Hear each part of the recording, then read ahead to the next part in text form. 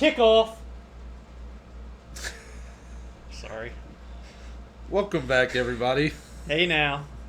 Episode 16 Woo. of the Below Average Joe's UFC podcast. Happy Monday. Happy Monday. And happy first week of the NFL season, right? Oh, yeah. UFC-centered podcast, but we are big football guys as well. Who day? You don't even have a team. I don't do you? have a team. Yeah. I got a fantasy team, Yeah. though. You've been trying to, I remember when we were rooming together, you were trying to, kind of pick a team. Yeah. But I don't think you ever did. Nope. You were leaning towards the Cowboys for a minute. My grandma begs me to be a Cowboys fan. My dad's a Vikings fan. So here I am, just rooting on my players on my fantasy team, basically. Yeah. But today's a big show for us. It's the First recap. episode. Yeah. The Week recap. 6. Week 6, man. Whew. And this new era of the Below Average Joe's UFC podcast. Yeah, the first full week. Yeah. Kind of like. Now sponsored by Anchor. Yeah. So shout out to them. As always. And I'm going to break down the results of Saturday night's card. And then later on we'll get more into it. Our main event saw Michelle Waterson defeat Angela Hill by split decision. Very close fight. What a fight. Great fight. They put on a show. Co-main Atman Azetar defeated Kama Worthy via first round TKO. He's good. He ain't bad. Before that, Roxanne Modafferi, the ageless wonder that she is. The Happy Warrior. The Happy Warrior defeats Andrea Lee by unanimous decision. Another good fight. The women put on. The women brought it, man. Yeah. Before that, Ed Herman gets a very controversial Kimura submission win over Mike Rodriguez. We'll get into that. Yeah. And then a surprise main card entry. Yeah. They gave us 6 back-to-back. Yeah. And next week there's 6 too. I know, it's crazy. Hopefully those all stick together, by the way. Oh, Knock on wood. Oh, speaking of that, before you announce this fight outcome, this was the first fight night that we've previewed that stuck together.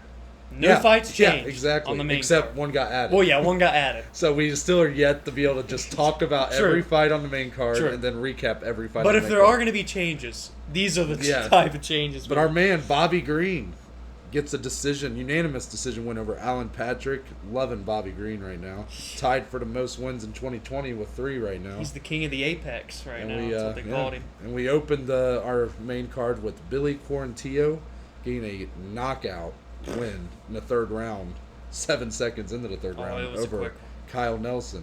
one shot. So we'll break down all those in more detail later on. But first, it's time for the news. The news.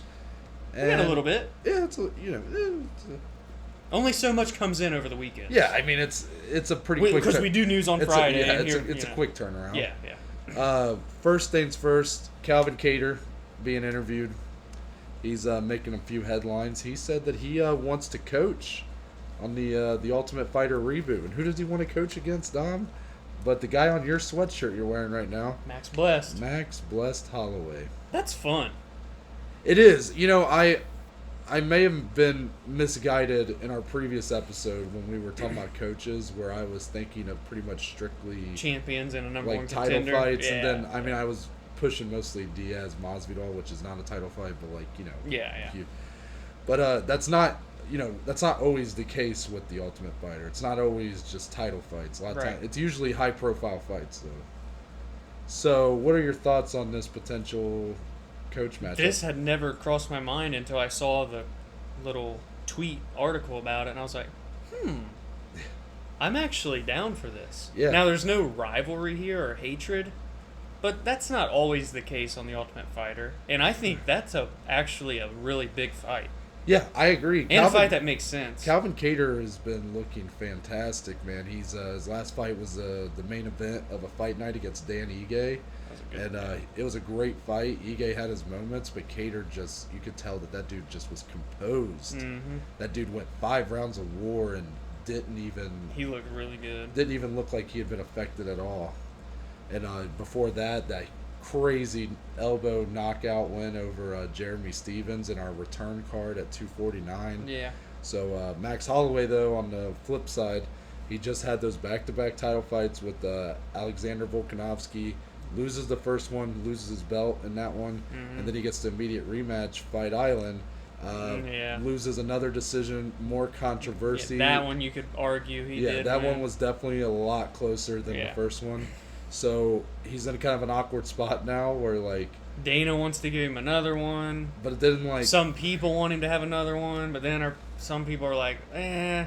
But then what if he wins? Then do they fight again? I mean, I've enjoyed both fights with Volk, but the problem is that if Max wins this third fight, potentially, if they had a potential third fight, if he won, then what? Do you give Volk immediate rematch? Yeah, exactly. Because he technically beat Max twice. I think you let them part their ways for now.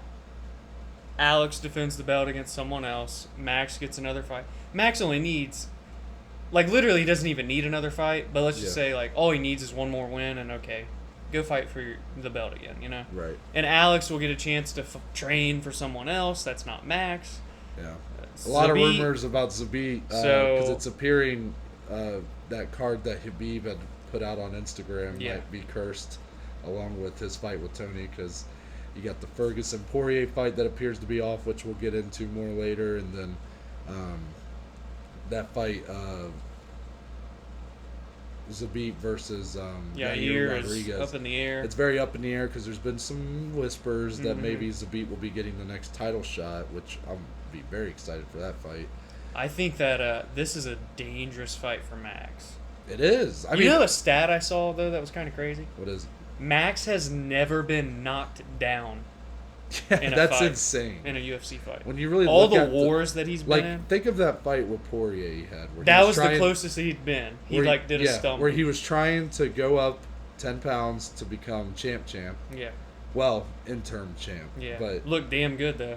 God, that Poirier looked fantastic. Yeah, he did. Poirier put a... I mean, Max was never out of the fight, and he was landing... It was a very decisive 3-2, in my opinion. You had it 4-1. Yeah. So. And I think that's what the judges... I could be wrong. It doesn't matter. But ultimately, Poirier, a decisive win. Huge But it was shot. still like, man, Poirier was landing some crazy shots. And Max just eats them. Eats it. And Max looked a lot smaller in that fight. Yeah, so that made you kind of realize, like, okay... He's big for featherweight, but not big enough. It's just crazy because, like, in your head, you're just like, well, it's just a 10-pound difference. But man, I don't know. It was obvious that there was a big difference there. But Kattar hits hard. Yeah, I mean, look at that Jeremy Stevens knockout. He had Jeremy Stevens in loopy land. Well, and it's like, how many more shots can Max actually take before he drops? That's Max has been in wars. Now we look back on Chuck Liddell and we're like, oh, we think of those knockout losses at the very end of his career where it was like, it seemed like the chin has to give in at some point. But that man had a granite chin for years. During his whole title run, he was taking shots and landing harder ones, and that's how he would get the job done. But eventually the chin doesn't hold up anymore. You know, what's crazy is we're saying all this right now, worrying about Max and this fight's dangerous for him. He's 28. I know, isn't that? He's 28 years old. I mean, that's crazy. Yeah, like, man. I almost hate that that's like a statistic for him, where it's like that he's never been knocked down. Like, as badass as that is, and as much as that shows just like how good he is, I hate that because I feel like the first time it happens, let's say it's his next fight, it could be a trickle effect. I think that as far as in the mindset of the viewers, they're going to be like, oh, he needs to retire, he's done. Because they just hear that stat, and then they see that, and they look at it as like a decline. Yeah. But really, like, I mean, it's gonna happen more than likely. I mean, it's hopefully just not yet. Yeah, It's crazy everything he's accomplished, and he's not 30. When you're he's not in his prime. When you're put in a cage with another man, and you're told to just beat the shit out of each other for at least 15 minutes, inevitably, there can be a time where one punch comes out of nowhere and knocks you down. It happens, right? And Kattar has the power to do that. Yeah, that would be. People are probably like, "Wait, did this fight get announced?" No. Again, this is a rumor. It was literally just something in an interview, and Calvin Kattar wants to coach against Holloway. Therefore, meaning after the Ultimate Fighter would be done, the coaches fight each other. Yeah, that's why we're talking about the whole point fight. is about them ending up fighting each other. But I think that would be cool though. Those are two knowledgeable Max dudes. is a great personality. Calvin has always been a little more reserved than just kind of business. That part I think is where the UFC, from a promotional Yeah. standpoint, would be like, They probably Max though they would love. To I have think they on. would be looking for two guys with more of a contentious relationship, like guys that would be like drama for the cameras Yeah. and stuff. Who knows though? I mean, this is it's the reboot for the Ultimate Fighter. They're gonna so- want to go big. Yeah, and I don't know if this fight is quite big enough in the casual mindset. Yeah, you for- probably want to have some sort of champion. That's why I was versus- throwing out even something as big as Diaz Masvidal, just Yeah. because I'm not saying those two guys would do it, just saying that what bigger comeback than that, right? I agree. But more news to come on that, I'm sure, especially once we actually get announcements on the coaches and whatnot. But overall, definitely, when you sent it to me on Twitter, I said, "You have my interest. Yeah, you have yeah. you have my attention." So moving on from there, we have a fight announcement for November 7th. Mm-hmm. Diego, Now is that a fight night? yes? Okay. Diego Ferreira going up against Drew Dober. This is a fight that will get slept on. Drew Dober. And We watched him fight at UFC 203 in Cleveland. He looked great, and I remember I just really liked him. The post-fight interview, he just looked like this cool, confident guy, and he's really for the most part held up on that end, and he's surging right now. Both of these dudes are flying under the radar, and Diego's ranked 10th in the most stacked division in the UFC. I mean, and I'm Drew pretty Dober's top 15. I'm pretty sure after his win over Anthony Pettis for Ferreira, that was his last fight. He's ranked 8th. That's what I was about to say that. I was going to go look. Jeez. Yeah, I remember he was up at 8 at one point. Drew Dober's 15. So this is a big risk for Ferreira to take this fight It is. because Dober is surging right now. That's a good fight. I'm very excited about it. Ferreira, again, has not fought since January on the McGregor Cowboy card. Dober just fought... God, when did he... He just fought... It was one of the fight nights, maybe in Florida, or Was it? Okay, maybe it was on one of the papers. Oh, no, he fought Alexander Hernandez. That's who he fought. Yeah. That was on one of the fight nights, I believe. I think, so. Dude. There's been so I many know, damn there's so much things. that's happened. We can't remember all of it. Yeah, But- UFC 1, 2, 3, But 4. you have a guy, Alexander Hernandez, who had gotten some hype behind him. Then he gets starched by Cowboy, kind of comes back with another win. And then he has this fight with Drew Dober, a fight that most people thought Hernandez was probably going to take. Dober comes in and looks fantastic. Beats him up for 2 rounds, I believe. Both of these fighters are slept on, therefore the fight will be slept on. Yeah. And it should not. It'll likely That's be a a really co-main good of fight. a fight night or a third fight of a fight night. It really shouldn't be that low. This fight is great. I'm very much a believer in Drew Dober, but Diego Ferreira, man, getting that win over Anthony Pettis, a fight that he looked great Yeah, in. that's who it was. It was Yeah. Anthony. Anthony Pettis has had his fair share of losses at this point, but you had that fight when he was going in there with Diego. Anthony Pettis, the guy, the Wheaties guy, he had a much more of a name to him. Diego Yeah. was this guy. I don't even know if I had heard of him before that I fight. couldn't recall a specific fight that Yeah. comes to mind. I'll And put it that way. he looked great. It was a great fight. It was the fight of the night on that card. And overall, though, we haven't seen him since. And not, considering the current landscape we're in, I can't I'm not remember gonna if he blame lives anybody. in Brazil or not. I don't know. But anyways. So that could be part of the reason. My point is that I don't know if, I'm not going to judge him for not fighting since because there's a lot of factors in play right now. But it's just we haven't seen him since, and that was a big win for him. So I'm kind of disappointed that he wasn't able to get a follow-up pretty quickly and really build some hype for him because he definitely had something going there after that win. But win over Drew Dober would definitely do some Just another do name. Some things. Yeah. And for Drew Dober, that's obviously the biggest Yeah, name. if so if far, Dober yeah. he just got into the top 15 just a couple months He ago. could catapult in the rankings. And then if he beats Diego, you're looking at him being in the top 10. Yeah. Number 8, Yeah. potentially. that And then- division. So I'm very excited for that fight. And That division's November just November nasty. 7th. Hopefully we'll be getting some main event announcements for that. Just nasty. Yeah. And then our last bit of news today.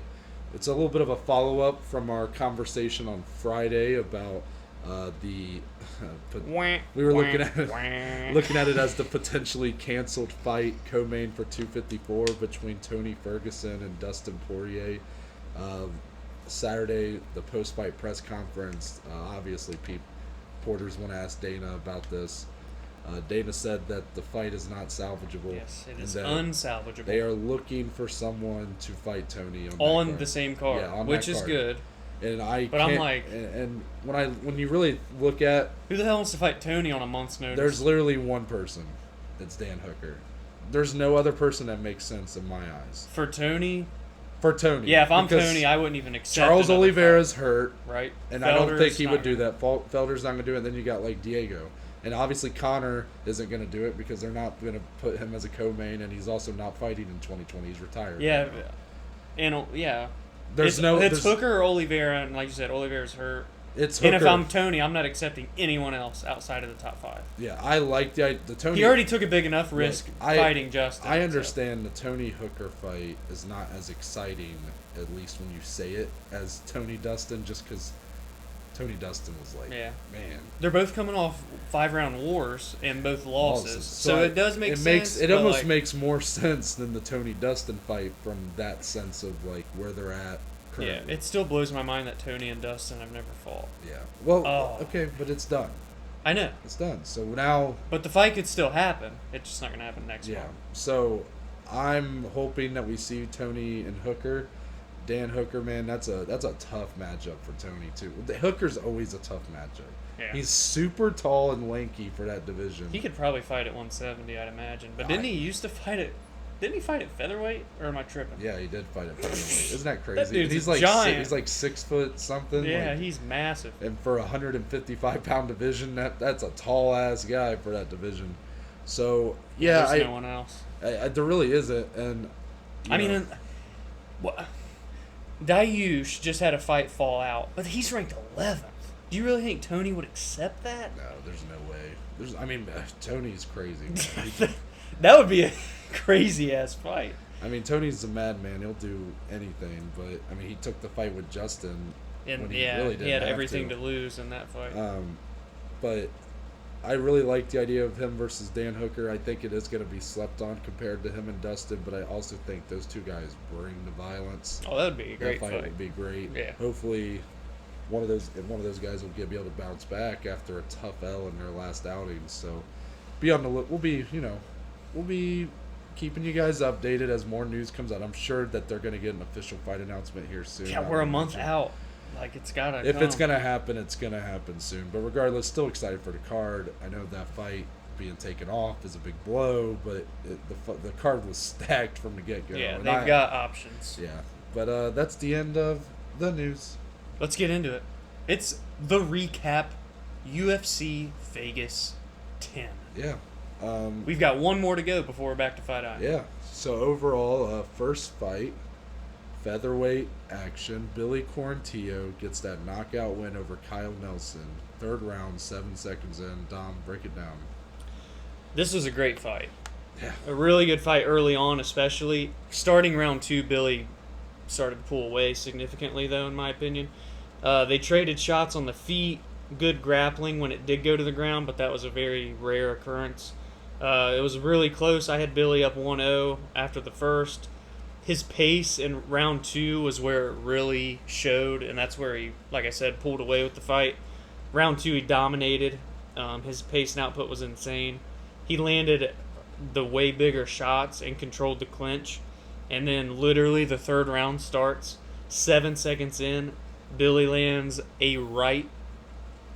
I don't even know. It wasn't even a hook. A right straight, right to the freaking skull of Kyle Nelson. He wobbled and face planted immediately. 1 shot, walk-off KO. Billy Quarantillo has won 8 fights in a row now.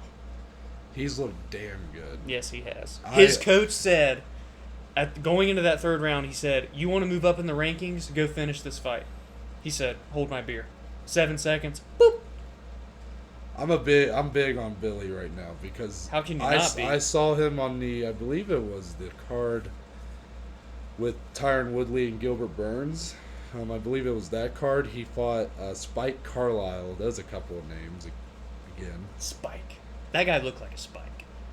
Like when I hear Spike, I think of Spike Dudley from the WWE. Yeah, he does kind of look like him. Yep. But Billy and Spike Carlisle put on like a great fight. Billy Quarantillo ultimately getting the win there.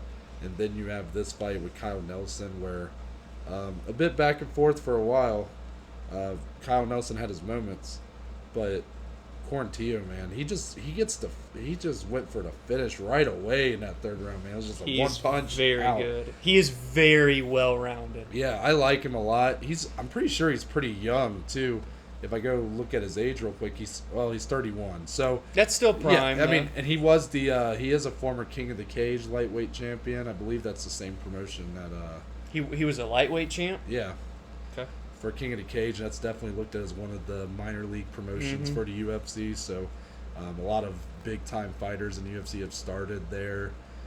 So I'm a big believer in him. He is 31, probably a little bit older than you might want for someone who's like just now as a prospect, like, you know. But crazier things have happened, and I think he's probably one fight away from getting to like a top 15 opponent. Yep, I was going to say one or two more, and then give him a guy with a number. Yeah, you just said he's won eight in a row, so. Now, I know those aren't all in the UFC. But especially if he were to get another convincing finish. That's what I mean. Like, going out there and getting a knockout like that, like, put him to sleep in One shot, 7 seconds. I mean, I know it was the third round, but 7 seconds in, like a highlight reel type thing, that's going to skyrocket you. Oh, yeah. But, yeah, looking forward to his next fight. And Kyle Nelson is very good. Yeah, I shouldn't brush over Kyle Nelson here. You know, another tough kid that had his moments in the fight. Yeah, especially the first round. Right, that first round he probably won. I don't know. It was close. I had it 1-0 because Billy scored like a late takedown or whatever, but it was a very good first round. Yeah, overall great first round, great fight. Actually, before the main event happened, spoiler, this was going to be my fight of the night. Yeah. But, man, those guys went in there and they brought it. A lot of people on this card brought it. It was a really good fight. For people talking shit about the card because the main event, and I even said it myself. I said it's not a main event level fight if you just take where they're at in their careers. But those women came in and fucking shut me up. Did, dude. And everybody brought it on this card. So I guess moving on from that fight, we have our surprise main card fight between Bobby Green and Alan Patrick. Bobby King Green getting the unanimous win. Dom, break it down. Bobby looked good. Yeah, he did. He is looking good he's on a 3-fight win streak now, all at UFC Apex. He is the king of the Apex, they were calling him last night. He controlled the grappling. In round 1, he had over 3 minutes of control time. He dominated. Round 2, he controlled the grappling again and looked very, very clean on the feet. Very good head movement. He barely got hit at all. I did note that he keeps his hands very low going into the third round. Just, if Allen were to land one shot, I would say it's because Bobby kept his hands so low. Right. But he never had to worry about that. In this fight, Bobby landed 4 takedowns. Before this fight, his personal best was 3. Mm-hmm. So he landed his personal best in takedowns. Overall, though, striking was so clean. Head movement was so clean. He played it safe. He dominated. He landed the shots. I think he could have potentially finished in the third, but it wasn't like an outrageous, like, oh, why didn't you go in for it? He had him hurt, but at the end of the day, he played it safe. But he looked good, dude. Bobby Green, 3-0 in 2020, 3-0 in the Apex. After a resurgence. He at one point said he was retired, basically. Yeah, he did. And he is having a career resurgence right now. And he's still only 34. Yeah. He's relatively young. Look, Bobby Green, Strikeforce guy back in the early 2010s.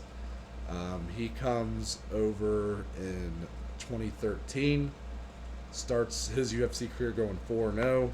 Then is where he gets some legitimate hype behind him. People are thinking this guy might be a title challenger with a couple more wins. Then he goes on a very tough skid. 3 straight losses. Edson Barboza, Dustin Poirier, 2 of them. Yeah, I mean, not that those are tough. It's, again, those are great opponents, but you're still getting losses. And then he loses to Rashid Magomedov. So not a guy that we've heard much about. And then he has a draw with Lando Venata, another great fighter. Yeah, that was a fight Lando would have won if not for being deducted a point for an illegal knee. And then he gets his one win in that time frame against Eric Koch. I don't know. I ain't about to say it the other way. So he gets a unanimous win there. And then he gets back-to-back losses with Drakkar Klose and Francisco Trinaldo. So that was as of November 2019. And then after that, man, he's been on this big resurgence. Yeah. Clay Guida, unanimous decision win. Lando Venata. Yeah, they ran it back. That was a really good fight. Unanimous decision win. And now Alan Patrick, another. I know those are decisions, but he's looked great. They're very decisive. Very decisive, yeah. Especially yeah. like that fight with Clay Guida, I remember being really excited for just because it's two guys that, are like.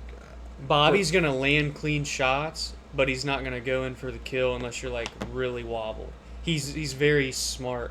His in ring in octagon IQ is high. I noticed these past few fights that he's on. And his post-fight speeches have been really on point, like those first two on that streak he had. So, like, he's really starting to build that hype again that he once had. Yeah. And he looked great last night. I think he is deserving of a 15-14 fight. And I think I agree. Just because he's been there before. Yeah, like he's been there, done that, right?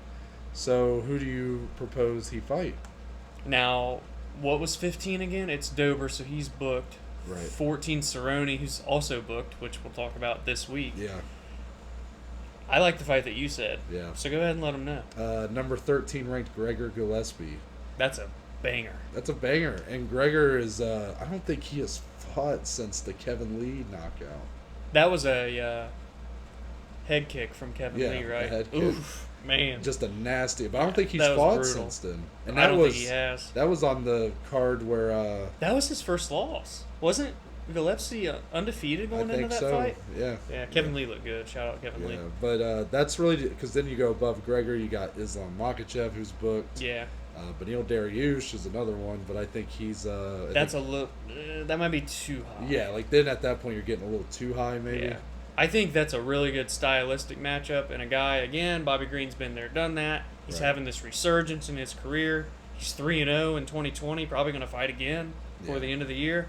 Why not give him a number? Right. So, and there it is, because the other two are booked. I like that. Yeah, I do too. And for Alan Patrick, I don't have really much to take away on him, unfortunately. I mean, it was he's pretty 37 years old. It was a showcase for Bobby Green. Yeah, Bobby for sure. just looked really good. Mm-hmm. And I'm very excited to see him get back in there, hopefully one more time before the end of the year at least. Yeah. He's been turning around real quick. He's not taking damage. No, he's not. That fight, he's going to decisions, but that fight with Lando Venata was great, and Lando had a lot of good shots. Clay Guida, same kind of scenario, but, like, he's not really wearing the damage. Yeah. You know? Like, sure, he's getting hit, but he's not really wearing it like a lot of guys. Like, you look at, like, the Diaz brothers where they get punched once and it's, like, cut and stuff, and that means you have to take time off. And in this fight, he took, like, no. I'd love to see the stats because they probably weren't even close. Yeah, it was pretty much a dominating performance. I think he gets back in there November, December. Yeah. And now, our next fight. Ah. This is, we have some shit to talk about here. Ed Herman, Season 3 of The Ultimate Fighter alum. All love. What a vet. We're about to shit on him. Well, it's not really his fault. No, it's not. It's not his fault. He's a good actor. We're going to shit on his victory. He did, yeah. He gets a Kimura win 2 minutes 41 seconds into the third round over Mike Rodriguez. Dom, break it down. So, let me just start by saying Mike Rodriguez is a beast. Yeah. His Muay Thai knees and elbows are nasty. Lots of clinch work in the first round. Bigger shots were landed by Mike. I had him up 1-0. He had a 7.5-inch reach advantage. If I remember correctly, they said Rodriguez's reach is 82.5 inches. John Jones has the longest reach in UFC history at 84, if I'm not mistaken. So this dude is only 1.5 inches reach less than one of the greatest of all time. Now, the second round, Mike Rodriguez lands a brutal knee to the body. And then follows it up with another one that kind of just grazes. It never really landed anything. But the knee previous really hurt Ed Herman badly. Ed drops down. because his body is literal pain. Like, he felt pain. And the ref misjudged the second knee that Rodriguez took as a shot to the groin. And let me just mind you that Rodriguez, when this got called as a timeout, was going in for the TKO finish. Herman was done. It was going to be over. And the ref called a timeout because he misjudged the knee. And he thought it hit Ed in the Nutter Butters. Ed, of course, there goes to take the time because you get up to 5 minutes for a groin shot. And he took 4 minutes of it. Yep. Rightfully so. He was in pain. He was hurt. The fight was going to literally end. That was... it's really upsetting. So that happened in the second round. Now, there's still like a minute left at this point when they resume action, and Mike nearly finishes Ed again to finish the second round, so he goes up 2-0. Mike dominated the second round. It wasn't even competitive. But in round 3, they get to the ground, and Ed locks in a nasty Kimura. Like, it was one of the ones where you're like, ugh! I don't like seeing that submission. Because it just looks like your shoulders dead ass popping out of your side. I always cringe when I see it. So at the end of the day, Ed Herman gets the win via Kimura submission in round 3. That's 3 wins in a row now for Ed Herman, but it was not a win that should have happened. All respect to Ed Herman. Yeah, right? I mean, like it's not on him at the end of the day. It's on the ref. Well, first, let me give credit to the UFC. They gave Mike Rodriguez his win bonus, so shout out to them for doing that. Look, man, it's unfortunate. I mean, it's kind of a damned if you do, damned if you don't for Ed Herman in that situation because, on the one hand, he knows it wasn't a nut shot, right? Like, he knows that. So, he could be, like, I mean, he's in pain. Oh, he was badly He hurt. was done. Yeah. I think that was the end of the fight if Yeah. the ref is able to see that and let it keep going. But he doesn't, so Ed's hurt. Oh, yeah. So that when he's given 5 minutes, on one hand he's like he knows that it wasn't a nut shot. So it's like, okay, maybe you know, if it's just like one of those that like it hits but it doesn't hit the nuts, then maybe and you're like still good, you can be like, no, let's keep going. Like, it's not, have some honor, right, or whatever you want to call it. But on the other hand, man, like, you're pretty much done for right there. Yeah. It's like, what are you gonna do? It's like you almost can't even get the words out because you're in so much pain to be like, no, we're good. But like, you can't even get up really. Like, you're just done. Like, you're in pain. And Dana said he was literally asking everyone. He's like, replay. Why are we not looking at the replay here? That's what Dana was saying. Yeah, he's like, what? Why are we not looking at the replay? Why is the ref not looking at the replay? It sucks. I can't remember who the ref was, but it wasn't like one of the bigger known names. But it's still a guy that doesn't make too many mistakes. Right. But this was a bad one. Yeah, I mean, I think the way the UFC is handling it is fine. I think it's good. It's almost like they're both these guys are given like a win in a way. Because Herdman was done. Is able to continue after 4 minutes of rest, but he ultimately does get a finish win. Yeah. Like, ultimately, he comes back and finishes the fight. Like, if it had went to a decision, and somehow he got a decision win, that's one thing. Yeah. But he does submit. That's Mike probably Rodriguez. the good thing about all of this, I guess. But ultimately, you have to feel for But Mike it should have never Rodriguez happened. because yeah. Mike, you have to wonder mentally. You feel like you just won the fight, and instead of winning the fight, it's like this big thing where he's given 4 minutes rest, and then you're like, yeah, the ref came in for the timeout, and Mike literally was like, timeout? What do you mean timeout? Like, what? And I mean, it sucks. So I think the UFC is almost going to book Rodriguez as if he won. I know people have been talking about like, oh, try to get the decision overturned, but I don't think that's going to happen. Those fight commissions are very stingy. About I don't know. overturning fights. So it's very unfortunate.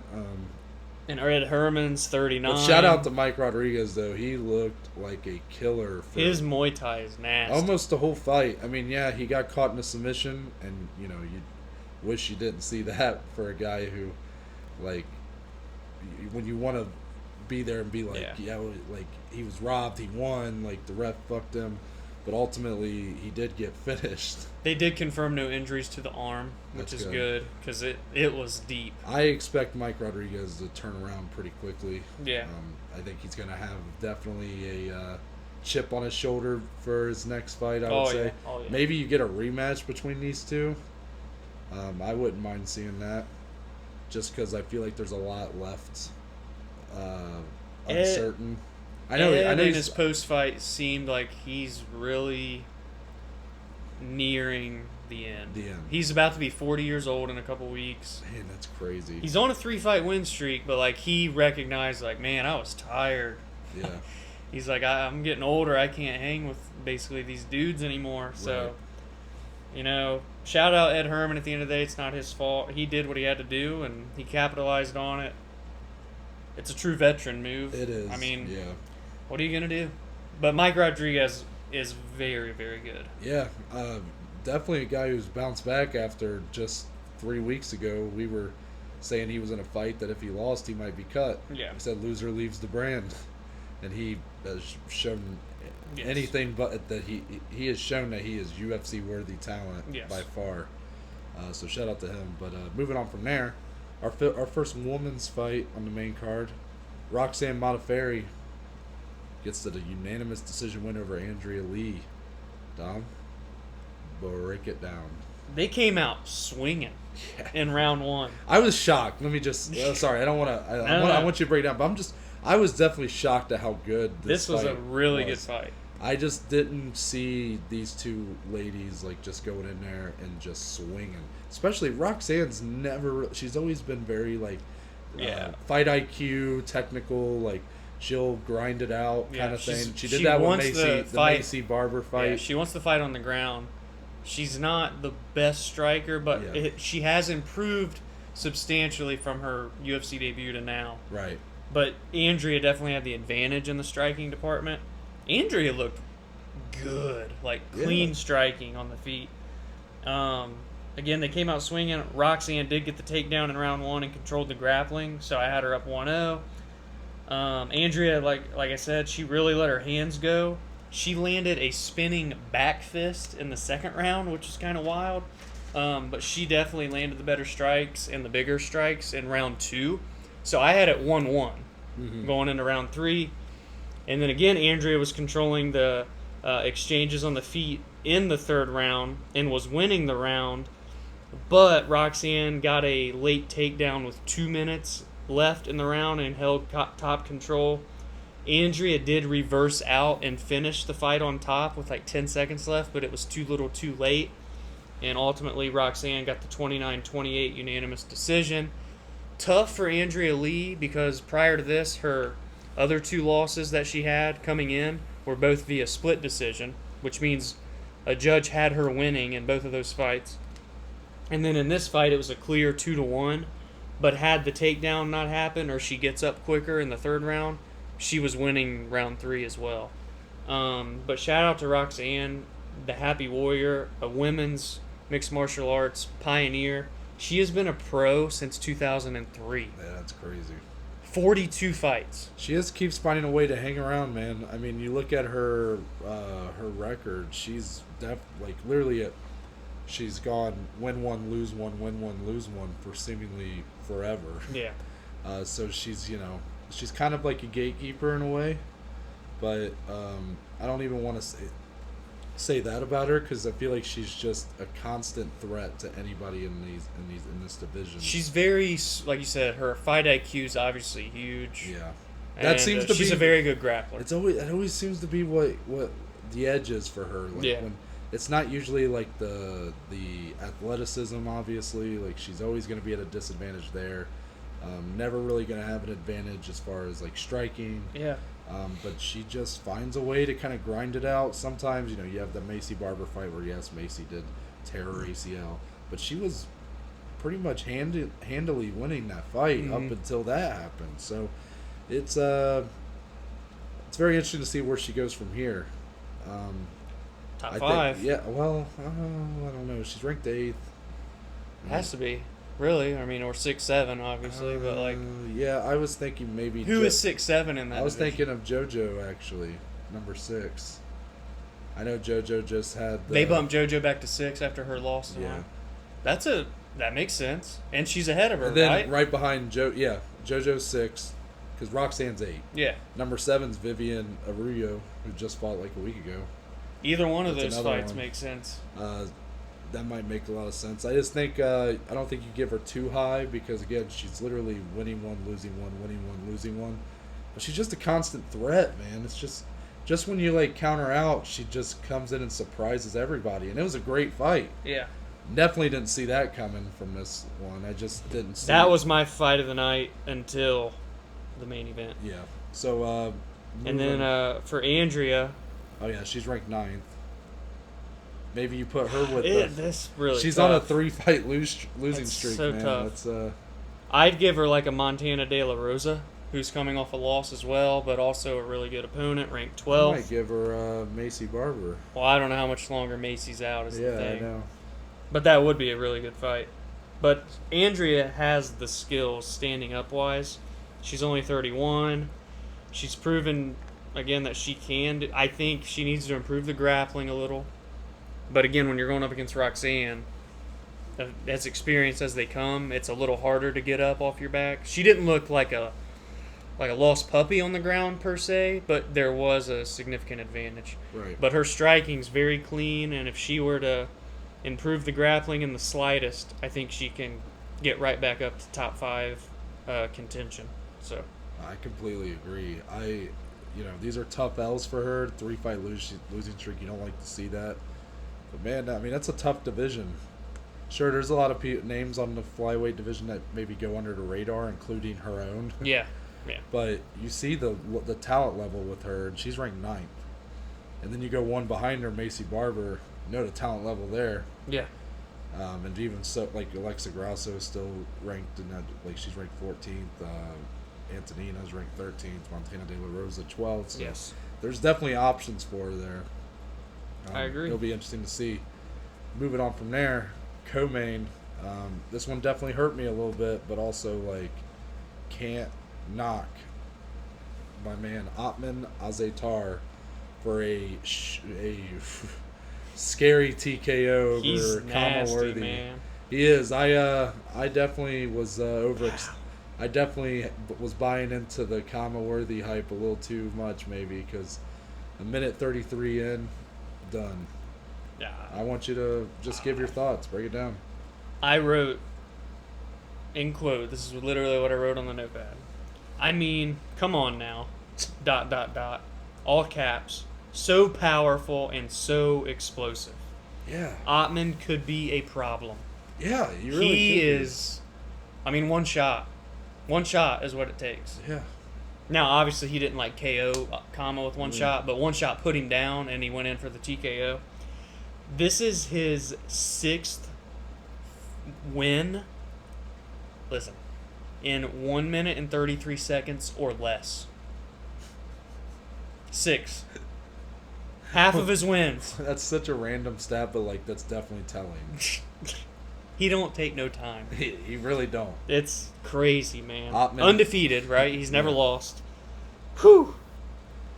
Again, now for him, I'd say this is another 1 or 2 more before you still crack ultimately, the top this is 15. still his second fight in the Yeah, promotion. exactly. Now, it's obvious he's going to be moving up pretty quickly if he keeps doing what he's doing. Because Conor Worthy, not saying he's a top 15 guy. He was but on a 9-fight win streak. Yeah, he was, he just beat Violent Bob Ross. Luis Pena. Who was another he was guy 2-0 in the UFC. Who Kama Worthy was. I about said Bob Ross. Who,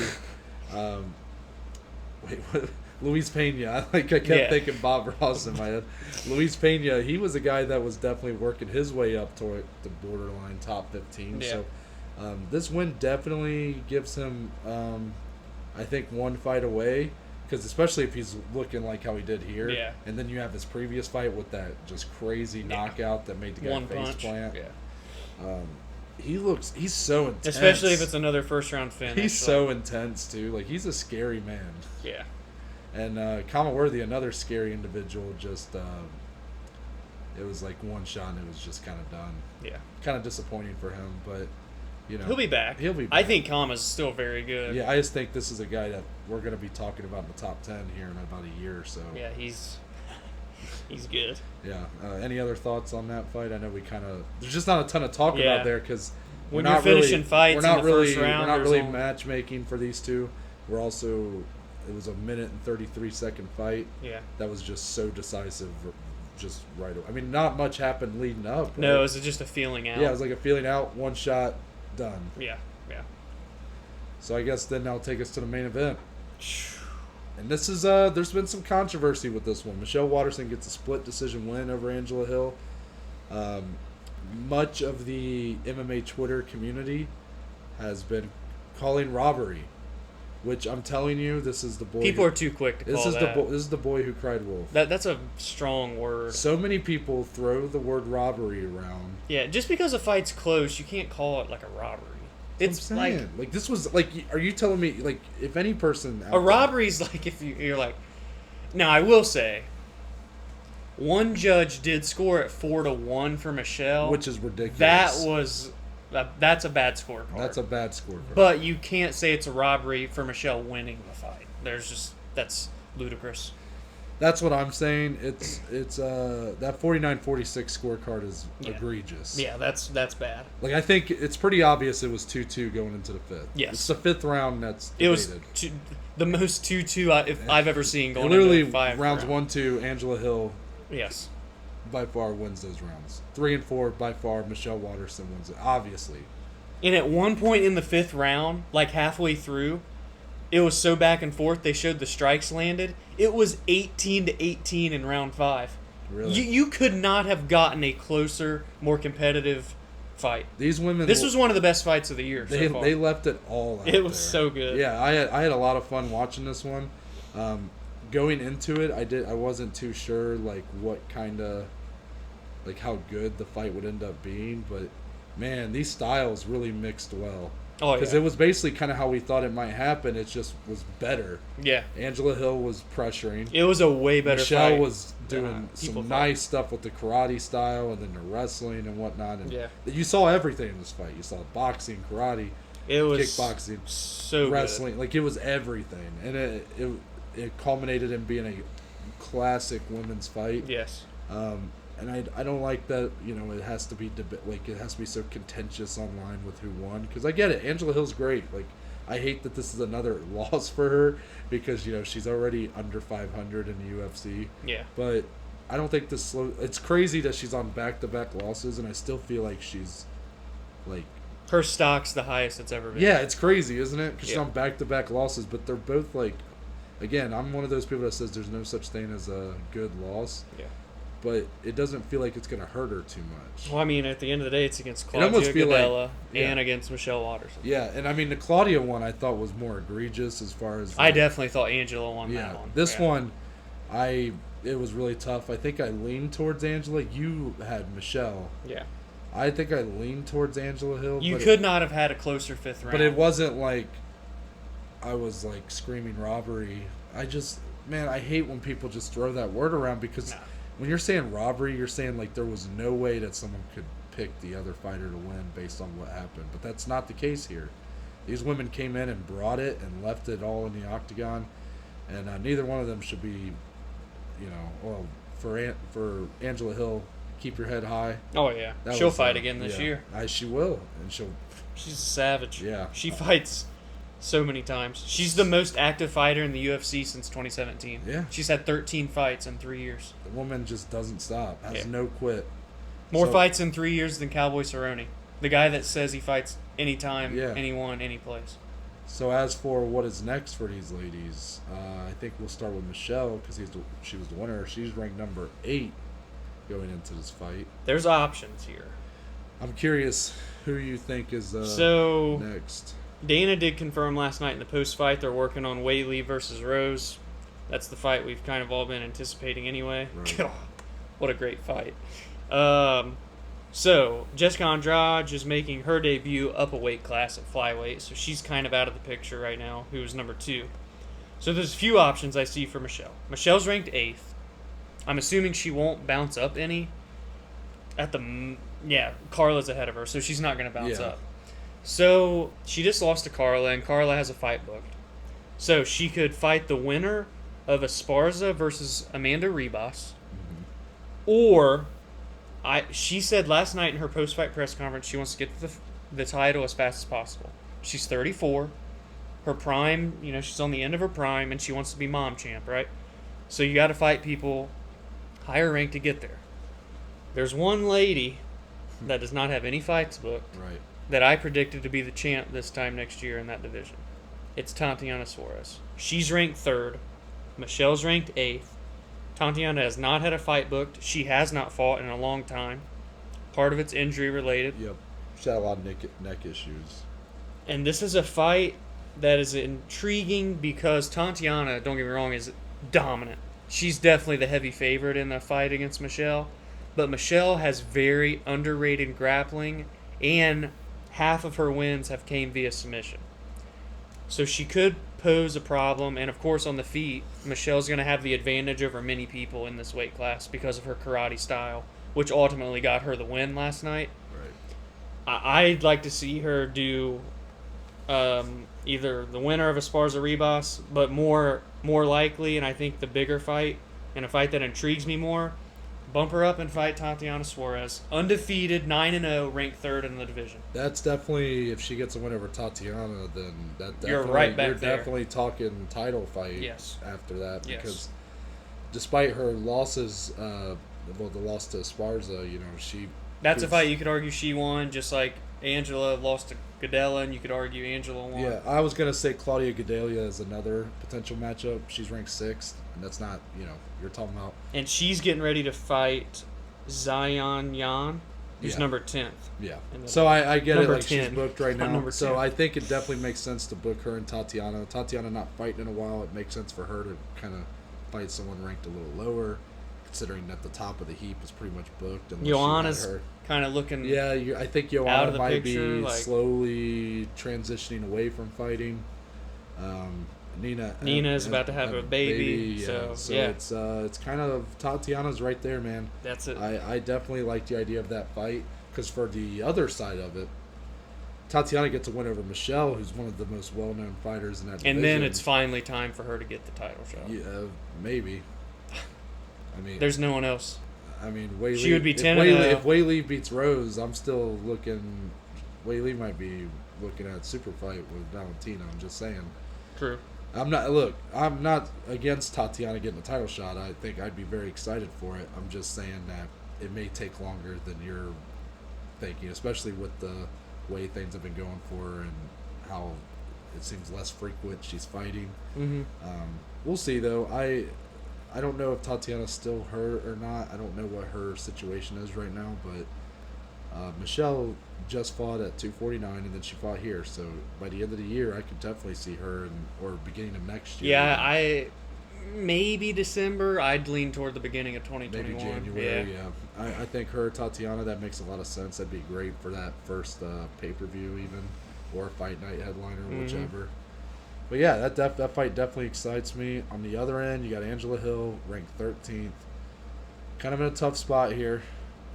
She's back-to-back losses, but they're like so close that it's like they're almost like wins at the same time. It's so tough. I like the winner of the Dern fight that's coming up this weekend. I agree with that. Because Mackenzie's ranked 15th and has a lot of hype behind her. Yeah. A lot of people love Mackenzie Dern.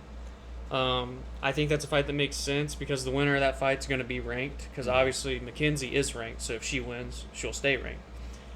I am blanking on who she's fighting, but she is an unranked opponent. But if she were to beat Mackenzie, she's obviously right there in top 15-ish. So I would say that fight's probably the one that stands out to me the most. Or maybe someone like Atisha Torres at number 11 potentially. But yeah, that's kind of what I'm thinking. And that would be a rematch because she has fought Tisha in the past. Yeah, it's tough with the women that are very active because there's less of them in these divisions. So like a lot of times you're going to find Angela's fought like everybody, so she's inevitably might be rematching somebody. I mean, maybe the Verna Jandaroba, number 14 ranked. She's 16-1. Yeah.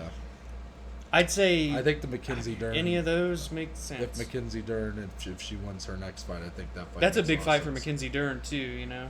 That's I big agree. both ways. Yeah. So all in all, Angela does deserve a ranked opponent. I agree. I agree completely. And with that, UFC Vegas 10, we close the book.